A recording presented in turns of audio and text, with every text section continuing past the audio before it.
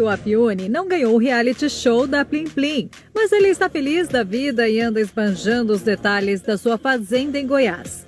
Conforme prometeu aos seus seguidores, o agricultor filmou um pouquinho do espaço. Nas imagens é possível ver um quintal cheio de árvores frutíferas de mexerica e carambola, além de um jardim cheio de flores coloridas.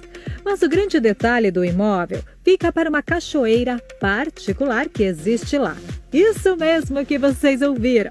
O Caio e sua família têm uma cachoeira privativa para chamar de sua. Bastião, isso que é vida, hein?